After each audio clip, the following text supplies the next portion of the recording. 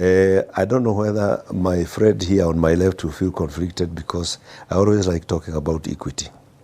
And I will talk about equity because I admire equity.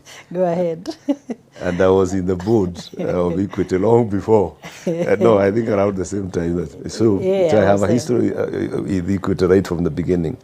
The difference between equity and other banks is because equity approached life exactly like Google, exactly like Apple, exactly like Microsoft.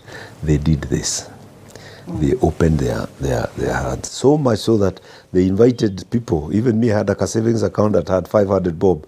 And James was telling me, convert this into a share. Into so shares. You have a share there. Yeah. He tells his driver the same thing. He tells the other guys the same thing.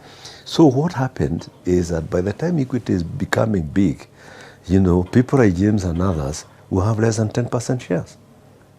Right? You're saying, I founded this thing, but I have less than 10%. People say, hey, how did you do that?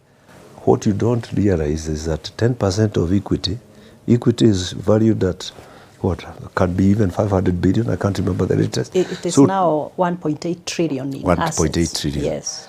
So if it's 1.8 trillion, what is 10% of 8.8 trillion? Is it 180 billion? It's huge. So 10% is, and now you are still complaining that, you see? So those guys, those are the visionaries. Somebody who is willing to give away to create an ocean, and I become a player in that ocean. A small part of 180 billion is a lot of money. Yeah. Even if it was, forget about 1.8, even if equity was worth 100 billion, and you own 10%, that's 10 billion.